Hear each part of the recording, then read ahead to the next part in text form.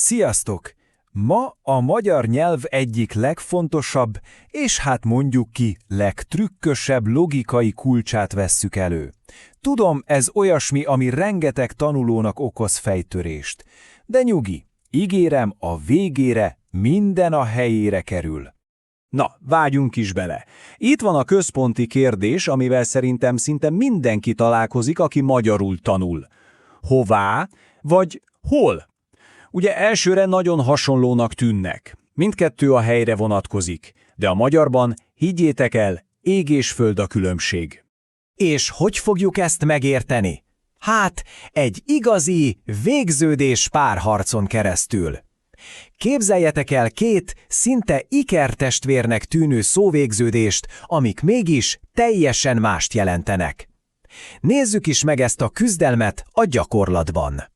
Jöjjön az első párosunk! Figyeljetek nagyon! Az egyik oldalon ez áll, bemegyek a házba. Érzitek?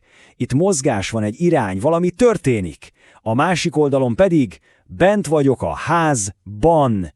Itt már nincs mozgás, ez egy statikus állapot, egy helyzet. Halljátok ezt a pici, de óriási különbséget? Házba és házban. Menjünk tovább, nézzünk egy másik példát. Beülök az autóba, megint csak egy mozdulat, egy cselekvés, igaz? A párja pedig ülök az autóban. Na, itt már a helyzet a lényeg, már bent vagyok, nem mozgok. Autóba és autóban, ugye, hogy kezd kirajzolódni a minta? És az utolsó példánk mára, ami szerintem tökéletesen lezárja a sort, besétálok a parkba. Ez az irány, a mozgás maga. És a másik, sétálok a parkban. Ez pedig már a helyszín, ahol a cselekvés zajlik. Kezditek érezni a logikát emögött az egész párharc mögött? Szuper!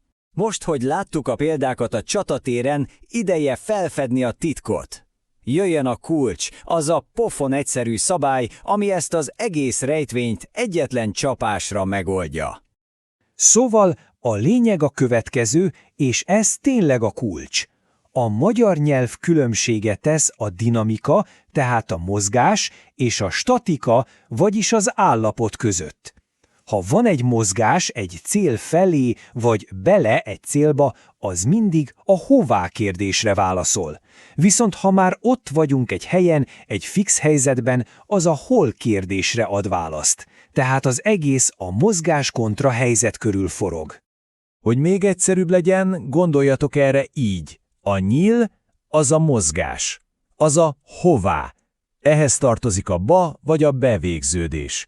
A helyzetjelző gombostű az pedig a fix pont, a helyzet, az a hol. Ehhez pedig a ban vagy a ben kell. Tényleg ennyire egyszerű és logikus az egész, nem? Na de miért is olyan érdekes ez az egész? Hát gondoljatok bele, egy angol anyanyelvű valószínűleg mindkét szituációra simán az in szót használná. Mondaná, hogy I'm walking in the park, amikor éppen besétál, és ugyanezt mondaná akkor is, amikor már bent van és körbejár. A magyar itt sokkal-sokkal precízebb. És pont ezért szoktuk mondani, hogy a magyar nyelv nem egy nehéz rejtvény, hanem sokkal inkább egy precíziós eszköz. Lehetővé teszi, hogy egyetlen apró szóvégződéssel sokkal pontosabban fejezzük ki magunkat. Ez nem valami felesleges bonyolítás, hanem egy zseniális, beépített funkció. Rendben, akkor foglaljuk össze röviden, mi is a tanulság. Mit vigyetek magatokkal ebből az egészből, miért is olyan nagy dolog, ha ezt az egyetlen különbséget megértitek? A lényeg tehát a következő. A hová kérdés mindig az irányról, a mozgásról szól. A válaszban pedig a végződés ba vagy be lesz. A hol kérdés a helyszínre, a fix pontra kérdez rá, a válasz végződése pedig ban vagy ben.